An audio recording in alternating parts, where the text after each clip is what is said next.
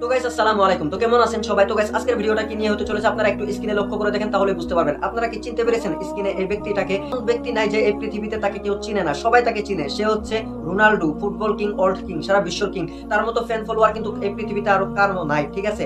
সে কিন্তু world king, বিশ্ব king ফুটবলের ভিতরে। আপনারা অবশ্যই সবাই তাকে জানেন। সে কিন্তু অনেক ভালো একটা খেলোয়াড়, অনেক বড় একটা কিন্তু ফুটবলার সে। আপনারা অবশ্যই সবাই জানেন। তো আপনাদেরকে অনুরোধ করে বলছি, আপনারা ভিডিওটা দেখে কি বুঝতে পারলেন অবশ্যই আপনারা কমেন্ট বক্সে একটু কমেন্ট করে জানিয়ে দিবেন। ভিডিওটা ফুল দেখার আগেই আপনারা জানিয়ে দিবেন, ঠিক আছে? তো এখন আমি মূল বিষয়ে চলে যাচ্ছি। মূল কথাটা আমি বলছি আপনাদেরকে। মূল কথাটা হচ্ছে এটাই যে রোনাল্ডোর হাতে যে আপনারা দেখতে পাচ্ছেন আমাদের ধর্ম, ইসলাম ধর্ম, যেটা নাকি পবিত্র মূল গ্রন্থ কুরআন শরীফ, সেই কুরআন শরীফ সে হাতে নিয়ে কি করছে? আপনারা অনেকে ভাবছেন সে পড়ছে। হ্যাঁ, সত্যি কিন্তু সে পড়ছে, পড়ার জন্য ট্রাই করছে। সে গবেষণা করে দেখবে যে আমাদের ইসলামে আমাদের পবিত্র মূল গ্রন্থটা পড়ে তার কাছে কেমন লাগবে। সে কিন্তু এটা ট্রাই করছে, পড়ার জন্য কিন্তু সে ট্রাই করছে।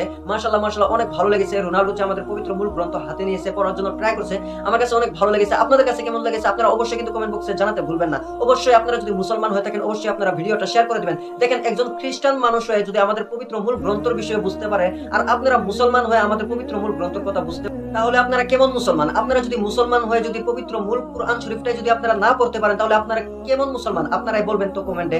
আপনার মতো তাহলে এই পৃথিবীর নিচে এই জমিনের উপরে কেউ আর হতভাগা হতে পারে না। আপনি যে একজন মুসলমান হয়ে এই কুরআন শরীফ পড়তে পারেন না। দেখেন, বেধর্মীর মানুষ, খ্রিস্টান ধর্মের একটা রোনাল্ডো, আপনারা সবাই তাকে চিনেন। সে কিন্তু খ্রিস্টান ধর্ম থেকে কিন্তু সে বিলং করে। আপনারা তাকে সবাই চিনেন ফুটবল হিসাবে, ফুটবল কিং হিসাবে আপনারা তাকে সবাই চিনেন। সে কিন্তু আমাদের পবিত্র মূল গ্রন্থ গবেষণা করবে, সে পড়বে, তার কাছে কেমন লাগবে, তার কাছে যখন নাকি সে পড়বে তার কাছে কতই না ভালো লাগবে। আপনারা অবশ্যই ভিডিওটা শেয়ার করে দিবেন। দেখেন, তারা সে অনেক মনোযোগ দিয়ে অনেক সুন্দরভাবে কিন্তু সে ধ্যান দিয়ে কুরআন শরীফটা পড়ছে।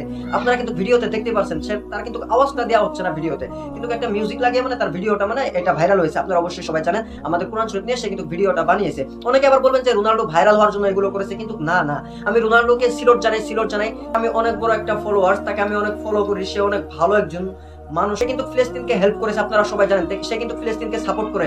তাকে আমি সিলোট জানাই। সে কুরআন শরীফ পড়ার জন্য, ফিলিস্তিনকে সাপোর্ট করার জন্য আমি তাকে সিলোট জানাই, রোনাল্ডো। তো গাইস, আপনাদেরকে অনুরোধ করে বলছি আজকের ভিডিওটা আপনারা শেয়ার করে সারা বিশ্বের কোনায় কোনায় পৌঁছে দিবেন বলে আশা রাখলাম। আপনারা যদি মুসলমান হয়ে থাকেন তাহলে অবশ্যই ভিডিওটা শেয়ার করবেন। আর আপনারা যদি আমার পেজে নতুন হয়ে থাকেন অবশ্যই ফেসবুক পেজটা ফলো করে আমাকে সাপোর্ট করবেন। এই ধরনের ভিডিও আপনারা পেয়ে যাবেন ইনশাআল্লাহ। অবশ্যই আপনারা পেজটা ফলো করে সাথে থাকবেন। তো আজকের ভিডিওটা এই ছিল। ভিডিওটা আপনাদের কাছে কেমন হয়েছে অবশ্যই কমেন্ট বক্সে কমেন্ট করে জানিয়ে দিবেন।